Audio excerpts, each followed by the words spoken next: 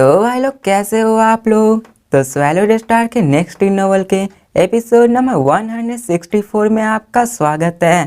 तो चलिए शुरू करते हैं, लेकिन इससे पहले अगर आपने मेरे चैनल को सब्सक्राइब नहीं किया तो सब्सक्राइब करके बेल आइकन दबाना ना भूलें। तो जैसा कि हमने पिछले एपिसोड में देखा कि लू फेंग उस ऑक्शन में आ चुका होता है और अब फिर वो अपनी सीट पे जाके बैठता है, जहाँ पे जब वो चारों तरफ नजरें फैलाता है तो वहाँ पे कई सारे सेक्टर लॉर्ड के बंदे होते हैं और बबाता भी उसे बताती है कि ये गानू यूनिवर्स कंट्री में हो रहा है, जिसके अनुसार गानू यूनिवर्स कंट्री में ही टोटल 1300 स्टार फील्ड मौजूद है और एक star field black dragon mountain जितना ही बड़ा है और उसमें भी 100 सेक्टर लॉर्ड बन पाते हैं। तो तुम अंदाजा लगा सकते हो कि यहाँ कितने सारे सेक्टर लॉर्ड मौजूद है। और ये सुनकर तो लू फेंग की धड़कन और भी ज़्यादा तेज हो जाती है, क्योंकि वो ठहरा है स्टार लेवल और बैठ रहा है सेक्टर लॉर्ड के बीच। और अब फिर हमें उन्हीं सब के बारे में बताया जाता है, जहाँ पे बबाता लू फेंग को बताती है कि ये गानू एम्पायर बहुत ही ज़्यादा पावरफुल है, यहाँ तक कि तुम्हारे टीचर का भी यहाँ कंपेयर नहीं है। और अगर देखा जाए तो ये अनडाइंग बैंक के सामने उतने रॉयल होते हैं, लेकिन देखा जाए तो इनके सामने कई सारे अनडाइंग बैंक भी काम करते हैं। और अगर तुम्हारे टीचर ने इनसे दुश्मनी लेने की कोशिश की तो वो उसको भी मारने से पीछे नहीं हटेंगे। तो ये सुनकर लू फेंग इस सब के पावर के बारे में समझ जाता हो, फिर उन सारे काउंटलेस लोगों को देखने लगता है जहाँ पे अनगिनत सेक्टर लॉर्ड के बंदे होते हैं। और वहाँ पे फिर ऐसे ही करते करते 3 घंटे बीत जाते हैं और तभी एक बंदा आता है जो कि उस ऑक्शन को करवाने के लिए आया होता है। वो सेंटर में आता और कहता है कि गेस्ट और सारे लोग उसकी तरफ देखने लगते हैं। हमें उस बंदे को दिखाया जाता है जो कि टकला होता है और उसके पीठ पे ब्लैक टर्टल सेल होता है और वो अभी सेंटर में होता है। उसका अभी 3D प्रोजेक्शन होता है और वो एक ओल्ड मैन होता है। उसकी लंबाई 1000 मीटर से भी कई गुना ज़्यादा थी। और अब फिर वो आकर कहता है कि सबका यहाँ पे गानू ऑक्शन में स्वागत है।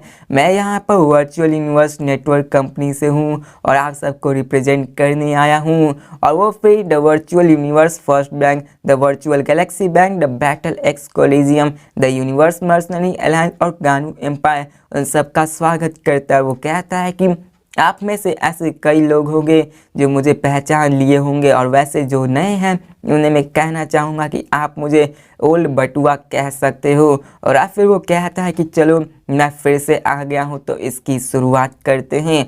और वो कहता है कि हमारे लास्ट गानू ऑक्शन में यहाँ पे 13,16,638 पार्टिसिपेंट थे और यहाँ पे हमने कई सारे ट्रेजर्स को ही बेचा था ऑक्शन में। और अब फिर हमारे पास अभी 1.8 मिलियन लोग मौजूद है। अब ये सुनकर सारे लोग खुश हो जाते हैं और यहाँ पे वो कहता है कि यहाँ का लोएस्ट पर्सन भी 3 स्टार क्लाउन है। और अब फिर हमें लू फेंग को दिखाया जाता है, जहाँ पे उसे तो black dragon mountain star field में उसकी वेल्थ टॉप 100 में आती थी, क्योंकि ये ब्लैक ड्रैगन माउंटेन बहुत ही छोटा था। लेकिन जब वो गानू एम्पायर में आया तो उससे अब अपनी पहचान पता चल रही थी कि वो इन सब के सामने कुछ नहीं था। और यहाँ पर तो सबसे पुअर बंदा भी 3 स्टार क्लाइंट है, जो कि लू फेंग के बराबर है।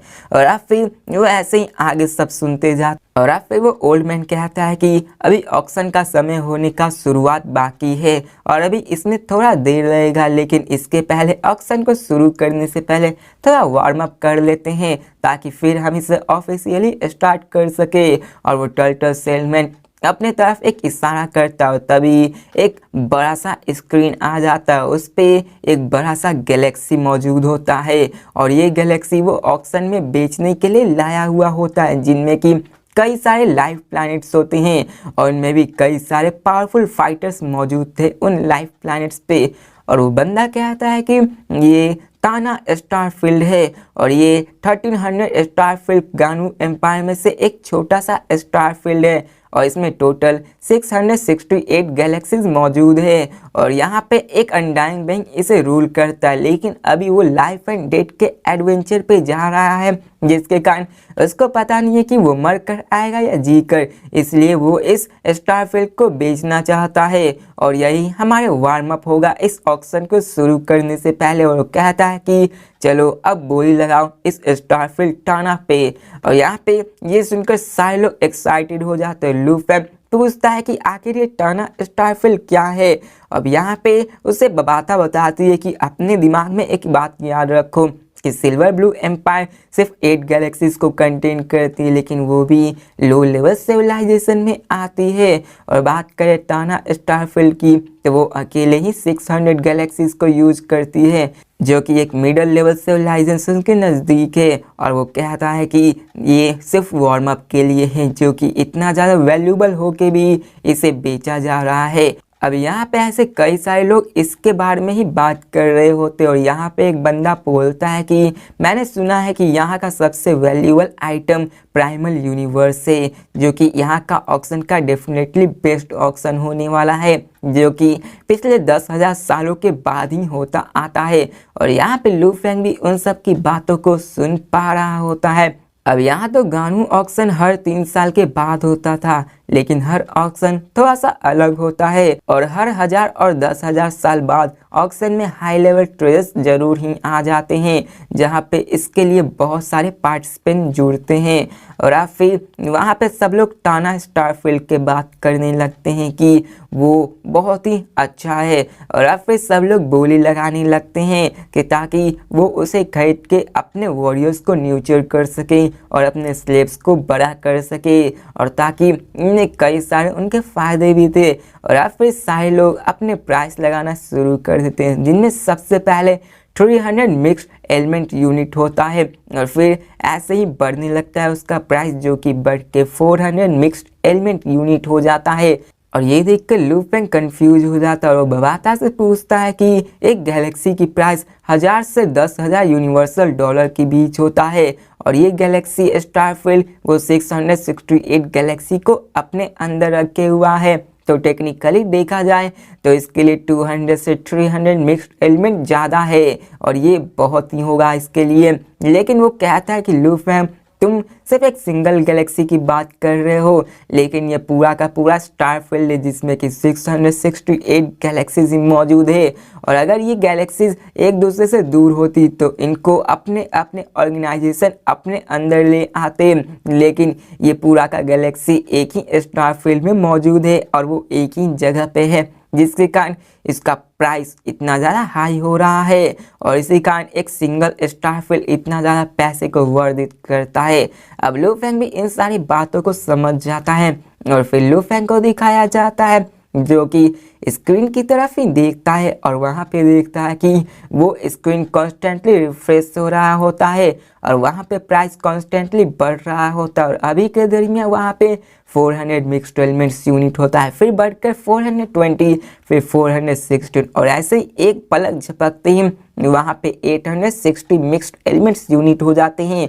और ऐसे ही उसका फिर से रेट स्लो हो जाता है, लेकिन फिर से 1000 मिक्स्ड एलिमेंट आ जाता है। और अब फिर वहाँ पे ऐसा कोई नहीं था जो कि इससे आगे जाने वाला था। और यहाँ पे तभी वो ओल्ड मैन उसको काउंटिंग करता है, 1000 मिक्स्ड एलिमेंट्स 1 2 3 ऐसे करके उसे ख़त्म कर देता है।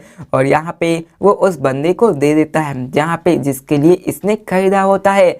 और अब फिर 60 सेकेंड बाकी होते हैं ऑफिशियली ऑक्शन को शुरू होने में, और तभी वहाँ पे ऑक्शन शुरू हो जाता है और चारों तरफ ब्राइट लाइट आ जाती है और बहुत सारे पावरफुल फाइटर्स को भी दिखाया जाता है जो कि वहाँ पे आए हुए होते हैं। और फिर वो कहता है कि पहले यहाँ पे 1000 आइटम्स को लाया जाएगा जो कि इस ऑक्शन में लिया गया है। और यहाँ पे वो कहता है कि अगर आप लोग कुछ खरीदना चाहते हो तो आप लोग इसके बारे में बोल सकते हो। और फिर वो सबसे पहला फर्स्ट आइटम निकालता है जो कि 92 मेटेलिक लाइफ फॉर्म ऑफ बोना क्लैन होता है। और वो इसके बारे में बताता है कि मेटेलिक बोना क्लैन लाइफ फॉर्म स्पेसशिप के साथ मर्ज हो सकता है, जो कि उसको सेल्फ रीजनरेट कर सकता है और वो सेल्फ अपग्रेडिंग एबिलिटीज भी रखता है। मगर ये कि आप जब इसको अपने शिप में लगा लेंगे तो ये अपने आप डैमेज होने के बाद रीजनरेट करने लगता है और ये अपने आप अपग्रेड होने लगता है। और वो कहता है कि ये मेटेलिक बोना क्लैन लाइफ फॉर्म टोटल 92 की मौजूद है और यहाँ पे स्टार्टिंग प्राइस ही 200 बिलियन यूनिवर्स डॉलर लगाई जाती है। और वो इसका बेचना स्टार्ट कर देता है। और पलक झपकते ही उसकी बोली शुरू हो जाती है। लू फेंग एक थ्रोन पे बैठा हुआ उन सबको देख रहा होता है। यहाँ पे उसे इसके बारे में सुन के इसको इंटरेस्टिंग लगता है, लेकिन अभी के मुताबिक वो इसे खरीद नहीं सकता था। अब उस चीज के भी बोली लगाई जाने लगती है और वहाँ पे कई सारे आइटम्स भी आते हैं जहाँ पे पानी की तरह बहते हुए आइटम बिकते जाते हैं। और यहाँ पे अगर बात करें लोएस्ट बोली की भी तो वो डजन बिलियन से यूनिवर्स ज़्यादा थी। और यहाँ पे 1000 मिक्स्ड एलिमेंट्स सिर्फ 4 स्टार क्लाइंट ही अफोर्ड कर सकते थे। और यहाँ पे लैंके फ्रूट के बारे में बताया जाता है जो कि मॉन्स्टर और प्लांट को बड़ा कर सकते हैं। और अगर वो हेवली इंजर्ड भी हुआ होगा तो उसको खा के तुम फिर से हील हो सकते हो। और 100 लैंके फ्रूट्स को एक बार में यूज करने से यहाँ पे और भी ज़्यादा फायदा हो सकता है। इसकी starting price 100 billion universe dollar होती है और फिर से पेटिंग स्टार्ट हो जाती है। और यहाँ पे लू फेंग के पास पैसे नहीं होते उतने कि इन सबको खरीद सके और वो बढ़ते बढ़ते 100 बिलियन से ट्रिलियन यूनिवर्स डॉलर्स तक बढ़ जाती है। और तभी लू फेंग उससे पूछता है कि इसको खरीद लेना क्योंकि लैंके फ्रूट तुम्हारे लिए क्लाउड कॉन्टैक्ट वाइन के लिए बेनिफिशियल होगा। और अब फिर वहाँ पे 92 थे और ऐसे ही करके लू फेंग 180 बिलियन और 181 बिलियन यूनिवर्स डॉलर को परचेज करके 2 खरीद लेता है लैंके फ्रूट्स। और अब फिर तभी वहाँ का वो बंदा कहता है कि अभी के मर्तबा एक ऑटोमन रेस बैटल यूनिफॉर्म आने वाला है जो कि आपके बॉडी को पूरी तरह से प्रोटेक्ट करेगा। और इसमें एक आउटर रेल भी लगी हुई है जो कि ऑटोमन रेस की बैटल यूनिफॉर्म है। और इसमें एक एनर्जी शील्ड भी लगी हुई है। अब ये एनर्जी शील्ड अपने एनर्जी क्रिस्टल से बनाता है जिसकी वजह से ये पूरे बैटल यूनिफॉर्म में भरा होता है। और ये ऑटोमन बैटल शिप ये T8 grade battle uniform set है। यहाँ तक कि अगर इसको कोई स्टार ट्रेवल लेवल का बंदा भी पहनेगा तो डोमेन लॉर्ड का बंदा जो कि 6 और 5 में हो वो भी उसको ब्रेक नहीं कर पाएगा। यहाँ तक कि स्पिरिचुअल फोर्स जो कि लू फेंग यूज कर सकता है वो भी उसको पेनिट्रेट नहीं कर सकता है। और वहाँ पे सिर्फ एक ही Ottoman race battle uniform set होता है जो कि वो कहता है कि आप इसको खरीद के अपने डिस्पल या फिर अपने पोते को दे सकते हैं और ये बहुत ही ज़्यादा सेफ होता है। ये सुनकर वो यही सब इसके बारे में तारीफ किए जा रहा होता है। और जब लू फेंग भी इस चीज़ के बारे में सुनता है तो शॉक हो जाता है। और यहाँ पे लू फेंग कहता है कि मैंने कभी इसके बारे में नहीं सुना है, क्या ये सच में इतना ज़्यादा स्ट्रॉन्ग है ये ऑटोमन रेस बैटल यूनिफॉर्म। और वो कहता है कि क्या सच में ये ऐसा कर सकता है। और लू फेंग जब वो देखता है तो उसकी प्राइस बहुत ही ज़्यादा होती है क्योंकि वो 9.8 मिक्स्ड एलिमेंट्स के बराबर होती है और उसकी final price 10 mixed elements units के बराबर हो जाती है जो कि लू फेंग के पास अभी उतनी नहीं थी। और अब फिर ऐसे ही आगे बढ़ने लगती है। और अब फिर तभी बबाता लू फेंग से कहती है कि ये बहुत ही ज़्यादा रेयर होता है कि एक Ottoman race battle uniform seat को यहाँ पे देखना जाए, वो भी उसके इतने हाई डिफेंसिव कैपेबिलिटीज़ की। और यहाँ पे जो D8 ग्रेड थी वो इतना ज़्यादा है कि तुम्हारे पास अभी तक कोई C ग्रेड का भी नहीं है तो तुम इसके पावर का अंदाज़ा लगा सकते हो। और ये सिर्फ एक अनडाइंग बेंग ही खरीद सकता है और अब फिर वो आइटम भी बेचा जाता है। और यहाँ पे ऐसे ही करके और भी ज़्यादा आने लगती है और देखते ही देखते 3000 आइटम्स बेच दिए जाते हैं। और अब फिर 4th बैच आते हैं जिनमें कि 1000 आइटम्स और भरे हुए होते हैं और वहाँ पे कई सारे नेसेसरीज प्रिपरेशन भी की जाती है। और अब फिर वहाँ पर वो इसके बारे में ओल्ड मैन बताता है और तभी सारा ऑक्सीजन साइलेंट हो जाता है और सारे लोग जितने भी पावरफुल फाइटर्स हो जाते हैं वो नेक्स्ट आने वाले आइटम्स की तरफ देखने लगते हैं। और तभी बबाता उससे कहते हैं कि ये तो नॉनसेंस एलिमेंट्स से और वो कहने लगती है ये तो उन 9 ग्रेट वेपन से कंट्रोलर टाइप स्पिरिट के लिए एक है जो कि उन 9 ग्रेट वेपन्स में से एक है जो कि नॉनसेंस आर्मेंट से। और वो कहते हैं कि तुम्हें ये खरीदना ही होगा। और अभी के दरमियान बबाता बहुत ही ज़्यादा एक्साइटेड होती है और वो लू फेंग से कहती है कि तुम्हें इसे हर हाल में खरीदना ही होगा। ये देख के लू फेंग क्यूरियोसिटी से पूछता है कि कंट्रोलर आखिर ये one of the 9 godly weapon में से क्या है, द नानसन आर्मेंट्स आखिर ये है क्या। और आप फिर वो उसके डिटेल के बारे में देखता है जहाँ पे उसके सामने 1000 आइटम्स होती है। तो लू फेंग बबाता से बोलती है कि लू फेंग ये तुम्हारे लिए बहुत ज़्यादा सुटेबल होगा, यहाँ पे एक को खरीदना बहुत ज़्यादा मुश्किल है, लेकिन फिर भी तुम्हें इसे खरीदना होगा। और वहाँ पे टोटल 9 सेट्स थे जहाँ पे लू फेंग को एक ना एक तो खरीदना ही था। यहाँ पे लू फेंग कहता है कि ठीक है मैं समझता हूँ, लेकिन पहले मुझे देखने तो दो।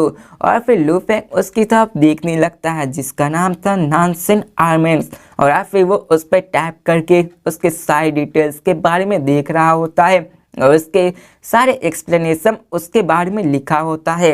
और वहाँ पे हमें बताया जाता है कि नानसन आर्मेंट्स one of the 9 godly weapons होता है जो कि कंट्रोलर टाइप स्पीड ट्विडर के लिए ही खास बनाया जाता है। और इसका पूरा नाम हुआन टियान यान है। और ये नानसन आर्मेंट्स नॉर्मल फॉर्म में होती है जिसके अंदर गोल्डन इलोंगेटेड रॉड होती और उसी के अंदर 10,081 गोल्डन ब्लेड्स मौजूद थी। जैसा कि आपने सोरिंग शटर में देखा ही है कि इसमें भी 300 कुछ ब्लेड्स मौजूद थी और यहाँ पे वैसे ही इसमें भी 10,081 गोल्डन ब्लेड्स मौजूद थी। और इस हर एक ब्लेड में प्रोफाउंड इनकार्विंग बनी हुई थी और इसमें लॉ की जो कि ओरिजिन ऑफ लॉ इसमें भरी हुई थी उसकी एनर्जी। और यहाँ पे हमें बताया जाता है कि ये नानसन आर्मेंट्स इसमें 9 गॉडली कंट्रोलर वेपन में हो उन ओरिजिन लॉ में उन 8 का शामिल था जिनमें से gold, would, water, fire, earth, wind, thunder and light मौजूद थी। और इन सब लॉज को मिलाकर उन सबको टाइम एंड स्पेस की मैजेस्टिक लॉ का निर्माण करता है। और ये बहुत ही ज़्यादा पावरफुल होता है, यहाँ तक कि ये एक गोल्ड एंड टाइम के मिक्सचर से बना हुआ होता है। और जब ये दोनों ओरिजिन लॉ इन दोनों से मिलती है तो इसकी पावर बहुत ही ज़्यादा इमेंस हो जाती है। और इस नानसन आर्मेंट्स के फॉर्म के बारे में बताया जाता है कि इसके टोटल 9 फॉर्म मौजूद है और हर एक लेयर बहुत ही ज़्यादा मास्टर करने के लिए डिफ़िकल्ट होता है कि आप इसको बहुत ही मुश्किल से सीख सकते हैं, लेकिन जब आप इसे सीख जाएंगे तो ये बहुत ही ज़्यादा पावरफुल होगा। और फिर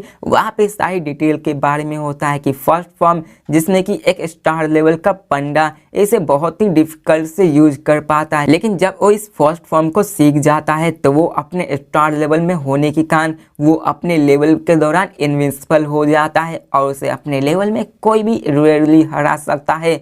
और अब फिर हमें उसके थर्ड फॉर्म को दिखाया जाता है जो कि यूनिवर्सल लेवल में परफॉर्म किया जा सकता है। और अब फिर जब वो इसको सीख लेगा तो यूनिवर्सल लेवल में वो इनविंसिबल हो जाएगा। और यहाँ पे अगर बात करें तो 1000 मैच को वो बैटल एक्स कोलिजियम में बड़े ही आराम से अपने इस वेपन से जीत सकता है। और अब फिर हमें 6 फॉर्म के बारे में दिखाया जाता है जो कि डोमेन लॉर्ड पे पहुंचने के बाद इसको यूज किया जा सकता है और इसके पावर को अनलीश हो सकता है। और यहाँ पे वो एक इनविंसिबल हो जाएगा अपने ही सेम लेवल के। अब इस सारे वेपन की खास बात ये थी कि जब आप इसको यूज करना शुरू कर देंगे तो आप इतने अपने ही लेवल के इनविंसिबल हो जाएंगे और आपको बहुत ही रेयरली जो कि जीनियस का भी जीनियस होगा वही हरा सकता है। और अब फिर हमें बताया जाता है कि जब आप डोमेन लॉर्ड के बंदे होकर इस 6 फॉर्म को कंट्रोल करना सीख जाएंगे तो आप अपने सेम लेवल के गोल्डन हॉर्न बीस्ट के जितना पावरफुल हो सकते हैं। और फिर हमें 7 फॉर्म के बारे में बताया जाता है कि ये सेक्टर लॉर्ड के बंदे ही यूज कर सकते हैं। और यहाँ पे जब वो भी इसको यूज करना सीख जाएंगे तो वो सेक्टर लॉर्ड में भी अपने आप के कोई नहीं हरा सकता है। और फिर हमें 8 फॉर्म के बारे में बताया जाता है कि ये बहुत ज़्यादा हार्ड होता है, जैसे कि लेवल 9 का सेक्टर लॉर्ड ही अनलीज कर पाता है। और ऐसे कई ही कुछ बंदे होते हैं जो कि इन सबको यूज कर पाते हैं। और अब फिर हमें 9 फॉर्म के बारे में बताया जाता है जो कि इस वेपन की हाईएस्ट फॉर्म होती है। और यहाँ पे अगर बात करें तो सेक्टर लॉर्ड के पंडित जो कि 9th लेयर में होते हैं वो भी इस पावर को अनलीज नहीं कर पाते हैं। और बात करें इसे अनलीज करने की सो इसे अनडाइंग बेंग ही कर सकते हैं। और जब तक वो सेक्टर लॉर्ड का बंदा इसको पावर को यूज कर पाता वो अनडाइंग बेंग बन चुका होता है। और अब फिर हमें सीन चेंज कर उसके वीकनेस के बारे में बताया जाता है कि हालांकि ये नानसन आर्मेंट्स बहुत ज़्यादा स्ट्रॉन्ग है लेकिन इसकी एक वीकनेस भी है अब यहाँ पे इसकी 9 फॉर्म्स की कहानी मौजूद है और हर एक फॉर्म बहुत ही ज़्यादा पावरफुल है, लेकिन इसको सीखना बहुत बहुत ज़्यादा मुश्किल है। जिन लोगों के पास पुअर कॉम्प्रिहेंशन स्किल्स होता है वो इसको नहीं सीख सकते, वो सिर्फ नॉर्मल स्पेट वेपन को ही कंट्रोल करके उसे यूज कर सकते हैं। और अब फिर वहाँ का ऑक्शन शुरू हो जाता है और वहाँ पे टोटल 9 फॉर्म्स होता है और ऑक्शन स्टार्ट होना शुरू हो जाता है। पहला ही 500 बिलियन यूनिवर्स डॉलर होता है। लू फेंग भी इसको देखकर खुश हो जाता है कि उसे ये लेना ही है। और अब फिर तभी वहाँ का बंदा उसके बगल में जो बैठा होता है लू फेंग को देखकर बोलता है कि बच्चे तुम्हें ये नहीं लेना चाहिए, इसके लिए बहुत ही ज़्यादा ट्रेनिंग और मास्टर करने की ज़रूरत है, तुम इसे नहीं सीख पाओगे, तुम्हारा पैसा खामखा ही खर्च हो जाएगा। मैं तो तुम्हें सलाह देता हूँ कि इतने पैसे को तुम बचा के किसी और भी अच्छे वेपन को खरीद लो जो कि आराम हो तुम्हें सीखने में। तो ये सुनकर लू फेंग भी कहता है कि हाँ ये सेंस तो बनाता है। और अब फिर वो कहता है कि ये 9 गॉडली वेपन बहुत ही ज़्यादा इमेंसली टेरियस है। और यहाँ पे बात करें तो सेक्टर लॉर्ड का बंदा भी इसके एयर फॉर्म को अनलीश नहीं कर पाता, इसलिए मैं तुम्हें कहता हूँ कि ये पैसे मत बर्बाद करो। ये सुनकर लू फेंग उनसे कहता है थैंक्स, और इसके बाद वो कुछ नहीं कहता और वो कहता है कि ये नॉनसेंस आर्मेंट्स मेरे पे बेस्ट सूट करेगा। और यहाँ पे लू फेंग अभी अपने comprehension of gold origin law को सीख रहा होता है। और अगर बात करें स्पेस लॉ की तो लू फेंग ने हार्ड वर्क तो किया लेकिन अभी तक प्रोग्रेस नहीं कर पाया है।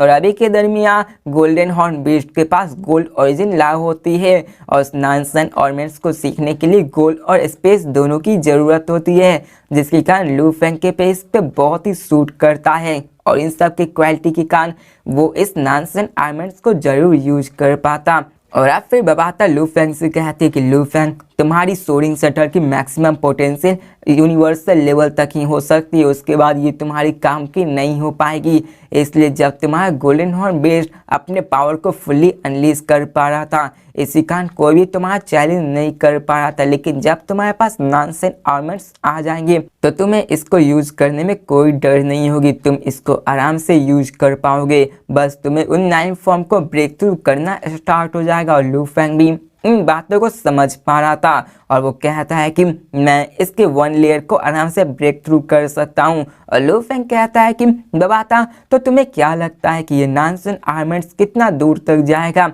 तो वहाँ पे बबाता कहती है कि यहाँ पे टोटल 9 है, तो इसी कारण यहाँ पे सिर्फ सेक्टर लॉर्ड के बंदे जो कि स्पेस ट्रेडर कंट्रोलर है वही इसे लेंगे। और यहाँ पे देखा जाए तो इसके लिए गोल्ड और स्पेस ओरिजिन लॉ की ज़रूरत है, जिसके कारण इनमें से कई सारे लोग हैं। और अगर इन सारे हॉल में पीपल में आए हुए कैलकुलेशन करूँ तो मैं ये अंदाज़ा लगा सकती हूँ कि इसका प्राइस थोड़ा सा हाई जाएगा, लेकिन जो तुम्हारे पास पैसे हैं वो इनफ है इसको खरीदने के लिए। और अब फिर हमें बताया जाता है कि लू फेंग के पास अभी 3.986 ट्रिलियन ही होता है और उसको अभी नॉनसेंस आर्मेंट्स लेना होगा और इसके लिए उसको ज़्यादा प्रॉब्लम तो नहीं होगी, लेकिन समय बीतते जाता है और एक्सपेंसिव और वैल्यूएबल एलम आते जाते हैं और वहाँ पे सारे वेपन बेचे जाने लगते हैं। और फिर टाइम आता है नॉनसेंस आर्मेंट्स का और ये वही था one of the 9 godly weapon में से एक। और यहाँ पे वो कहता है कि यहाँ पे ऐसे कई सारे बंदे होंगे जो इसको लेना चाहते हैं,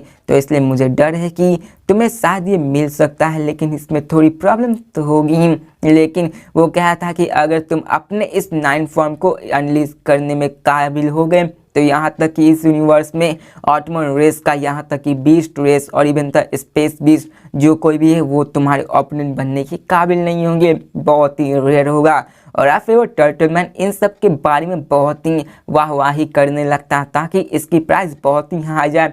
और फिर वो कहता है कि यहाँ पे टोटल 9 है और फिर वो उन सब की बोली लगा देता है जिसकी स्टार्टिंग प्राइस ही 500 बिलियन यूनिवर्स डॉलर से स्टार्ट हुई थी। और देखते ही देखते वहाँ पे एक बंदा मिलियंस ऑफ सेक्टर और यहाँ तक कि अनडाइंग विंग उस पर बोली लगाना स्टार्ट कर देते हैं। और तभी एक बंदा कहता है 600 बिलियन यूनिवर्स डॉलर। अब ये सब देखकर लू फेंग भी हैरान हो जाता है क्योंकि अभी कई सारे बंदे इस पे बोली लगाना स्टार्ट कर चुके होते हैं और हमें स्क्रीन को दिखाया जाता है जहाँ पे नंबर और भी तेजी से बढ़ने लगता है। 500 से 600, 600 से 700, 700 से 800, 800 से 9 से 1.5 ट्रिलियन तक चला जाता है। अब लू फेंग उन सबको देख रहा होता है जहाँ पे ये सब बढ़ रहा होता है। फिर बबाता लू फेंग से कहती है कि लू फेंग ये आर्मेंट्स 2 ट्रिलियन से ऊपर जा सकता है, और ये सच भी होता है क्योंकि 2 ट्रिलियन 2.1 ट्रिलियन 2.11 ट्रिलियन ऐसे ही बढ़ने लगता है, लेकिन इसकी स्पीड स्लो होने लगती है। और तभी लू फेंग वहाँ देखता है कि उसकी प्राइस 2.18 ट्रिलियन होने लगता है, जो कि बहुत ही स्लो बढ़ रहा होता है। और अब फिर वहाँ पे 2.19 होता है, लेकिन तभी 2.6 ट्रिलियन हो जाता है। अब ये देखकर लू फेंग और भी ज़्यादा पैनिक करने लगता है क्योंकि वो देखता है कि यहाँ बहुत ही हार्ड हो रहा है इसको लेने में। और अब फिर वहाँ पे ऐसे कई सारे बंदे आने लगते हैं जो कि फिर से इसको प्राइस बढ़ाने लगते हैं, और वो बढ़ के 2.6 से 3.1 ट्रिलियन तक आ जाता है। लेकिन तभी लू फेंग देखता है कि वहाँ पर ये प्राइस बढ़ना बंद हो गया है, और यहाँ पे उसे लगता है कि आखिर इतना प्राइस क्यों है। अब यहाँ पे बबाता उससे कहती है कि यहाँ पे ये सब होता रहता है क्योंकि ये ऑक्शन है, और यहाँ पे इन सब के प्राइस प्रेडिक्ट करना मुश्किल है। क्या पता यहाँ पे कोई ऐसे बंदे भी होंगे जिसको ये नीड होगा, जिसके कारण वो इन सबको खरीदना चाहता है, और ये सब तुम्हारे लक पे ही डिपेंड करता है।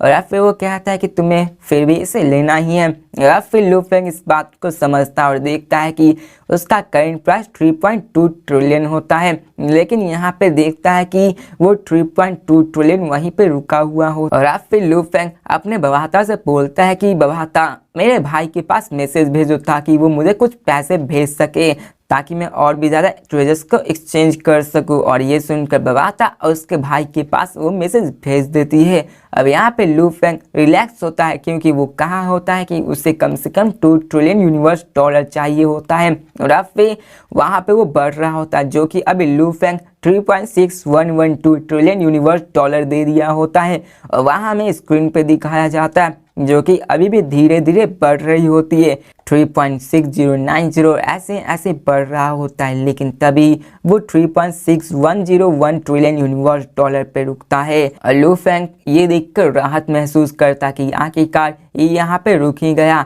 लेकिन तभी तो भाई लोग इसी के साथ ये वीडियो भी खत्म होती है। तो मिलते हैं नेक्स्ट वीडियो में और देखते हैं कि क्या लू फेंग उस ट्रेजर्स को खरीद पाता या फिर नहीं। वो नानसन ऑर्नामेंट्स क्या उसे कोई और भी ऊंचा बोली देकर उसे खरीद सकता है, क्योंकि लू फेंग के पास तो अभी 3.9 ट्रिलियन यूनिवर्स डॉलर ही है। क्या कोई और बंदा आएगा जो इसे 4 ट्रिलियन यूनिवर्स डॉलर्स देके खरीदने वाला है, या फिर लू फेंग इसको खरीद सकता है। तो मिलते हैं नेक्स्ट वीडियो में, तब तक के लिए बाय।